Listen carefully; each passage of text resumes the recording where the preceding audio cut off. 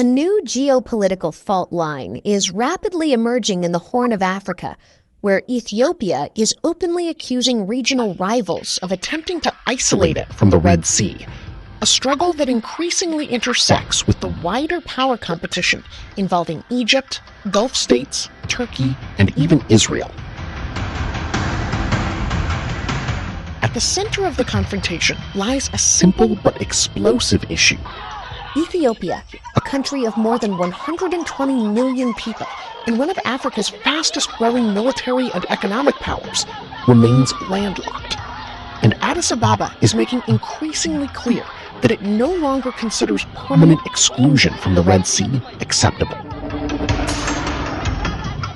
Speaking in Addis Ababa, Ethiopia's foreign ministry declared that remaining landlocked was unacceptable and stressed that the country would continue seeking peaceful and sustainable access to the sea.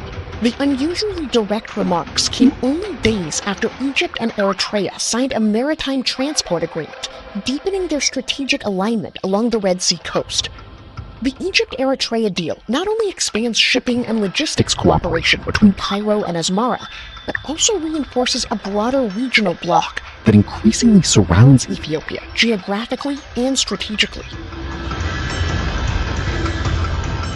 Egypt has simultaneously strengthened ties with Eritrea, Somalia, and Djibouti, all countries positioned along the maritime corridor Ethiopia desperately wants access to.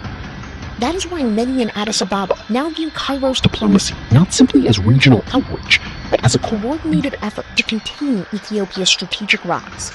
The tensions are deeply linked to the long-running dispute over the Grand Ethiopian Renaissance Dam, or GERD, which Ethiopia has built on the Blue Nile despite years of fierce Egyptian opposition.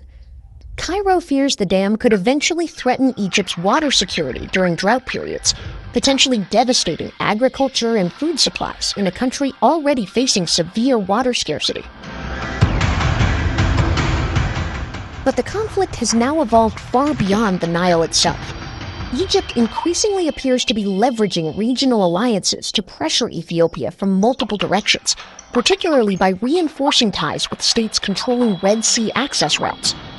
The latest Egypt-Eritrea Maritime Agreement openly emphasized that Red Sea security and governance should remain the exclusive domain of littoral states, language widely interpreted in Ethiopia as a signal aimed directly against Addis Ababa's ambitions. For Israel in particular, stability in the Red Sea corridor is critical. Israeli maritime trade and energy routes rely heavily on uninterrupted access through the Gulf of Aqaba and Red Sea shipping lanes.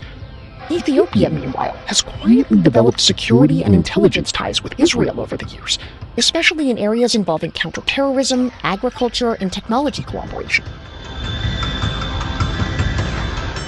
Ethiopia's leadership appears convinced that without direct or guaranteed maritime access, its long-term economic and military ambitions will remain constrained. Prime Minister Abiy Ahmed has repeatedly hinted that access to the sea is not merely an economic issue, but a strategic necessity for the country's future. And Addis Ababa is already preparing for the long game. Even as the GERD dispute continues unresolved, Ethiopia has announced plans for 3 additional dams aimed at boosting energy generation and expanding electricity exports across East Africa. The country is trying to position itself not only as a continental power, but as the economic engine of the Horn of Africa.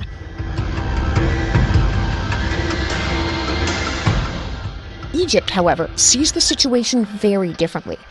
From Cairo's perspective, Ethiopia's expanding regional ambitions, combined with control over Nile waters and possible Red Sea access, could fundamentally shift the balance of power in Northeast Africa.